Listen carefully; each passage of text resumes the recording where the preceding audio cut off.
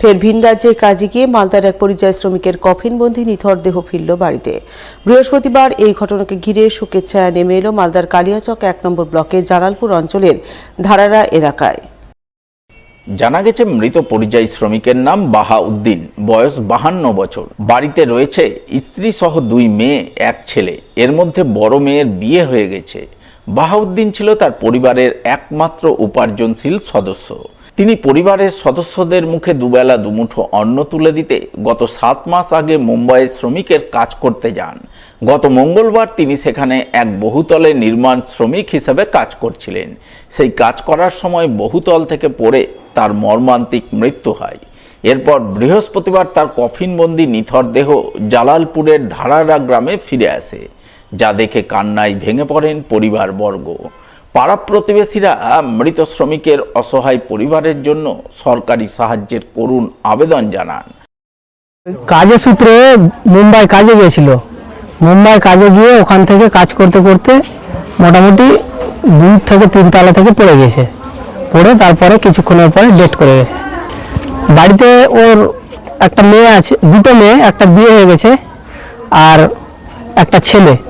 ছেলেটার বয়স মোটামুটি 18+ হলো আর মেয়েটার 4 বছর। এখন তাদের ফ্যামিলিতে একজনও ইনকামের কোনো সোর্স নেই। খুবই এখন অসহায় ওদের অবস্থা। সরকার যদি কোনো সহযোগিতা না করে তাদের দুবেলা খাবে কি করে, এটাও দুশ্চিন্তার বিষয়। ঘটনার খবর পেয়ে জেলা পরিষদের কর্মাধ্যক্ষ আব্দুর রহমান এবং কালিয়াচক 1 নম্বর পঞ্চায়েত সমিতির কর্মাধ্যক্ষ কামাল হোসেন মৃত শ্রমিকের বাড়ি ছুটে যান। তারা অসহায় পরিবারের পাশে দাঁড়িয়ে পরিবারটিকে সব রকমের সাহায্য সহযোগিতা করার আশ্বাস বাণী শোনান। দেখুন, এখন পরিযায়ী শ্রমিকদের যেভাবে বাইরে গিয়ে কাজে যাচ্ছে মানুষ, অনেকেই মারা যাচ্ছে, অনেকে বাড়ি ফিরতে পারছে না। কিন্তু পশ্চিমবঙ্গ সরকারের তরফ থেকে যে কর্মশ্রী, আমাদের একটা শ্রমশ্রী প্রকল্প রয়েছে, সেই প্রকল্পে প্রত্যেকটা আপনাদের মাধ্যমে প্রত্যেক শ্রমিককেই বলবো তারা যেন নিজের একটা নাম নথিভুক্ত করায়। ওনার ছিল না, আমরা এলাম, আমাদের পঞ্চায়েত সমিতির কর্মাধ্যক্ষ কামাল মাস্টার রয়েছে, সঙ্গে আমাদের গ্রাম পঞ্চায়েতের মেম্বার, এখানে সবাই আছে, ফ্যামিলির সঙ্গে কথা বললাম এবং ওনার 3টা ছেলে মেয়ে, তার মধ্যে 2টো মেয়ে, একটা ছেলে। ছেলেও সঙ্গে কাজেই ছিল, যাও ওখানে মারা গেছে। উনি বাড়ি এসছেন, ওনার আজকে শেষ কাজটা হবে।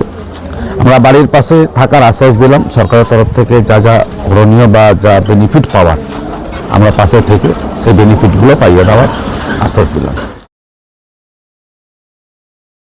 এবার এসআইআর হিয়ারিং হয়রানির অভিযোগ তুলে বিজেপি এবং নির্বাচন কমিশনের বিরুদ্ধে সরব হলেন মালদার ইংরেজবাজার ব্লকের মিল্কি অঞ্চলের প্রাক্তন প্রধান শেখ নিজাম আলী। উল্লেখ্য, শেখ নিজাম আলী দীর্ঘদিন মিল্কি অঞ্চলের নির্বাচিত জনপ্রতিনিধি ছিলেন।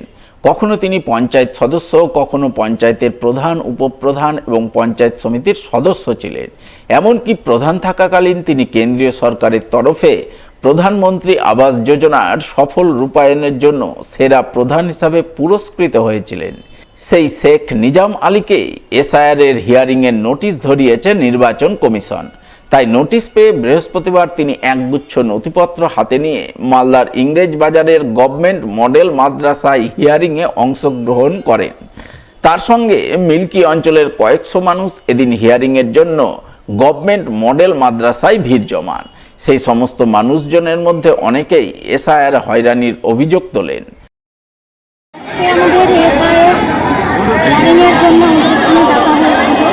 আমরা বাড়ির সমস্ত কাজকর্ম ফেলে আজকে জনসাধারণ এতজন লোক, ছোট বুড়ো থেকে বাচ্চা থেকে নিয়ে সমস্ত মহিলা, বৃদ্ধ, অসুস্থ পেশেন্টও কয়েকজন আছে, আমি দেখলাম অনেকজন বৃদ্ধ অসুস্থ আছে, ওনারাও সব লাইনে দাঁড়িয়ে আছে।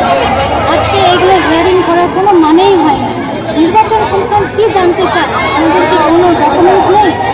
আমরা আমাদের সমস্ত সব কিছু ডকুমেন্টস আছে, আমাদের সিস্টেম অনুযায়ী করা হোক, কিন্তু তার সাথে আমাদের আজকে নির্বাচন কমিশনের ডাকে আমাদেরকে এখানে এসে দাঁড়াতে হবে। মিল্কি অঞ্চলের প্রাক্তন প্রধান শেখ নিজাম আলীও এসআইআর হয়রানির অভিযোগ তুলে বিজেপি এবং নির্বাচন কমিশনের বিরুদ্ধে সরব হন।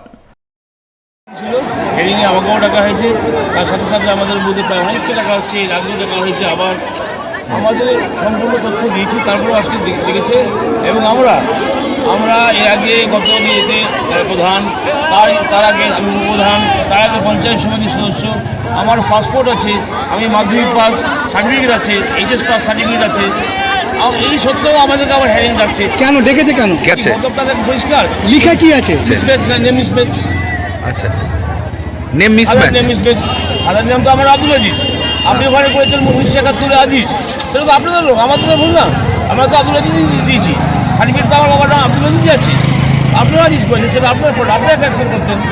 এবার হেস করছে, আমার তথ্য আছে দিলাম, অনেকে যেরকম তথ্য নাই, সে কী করবে?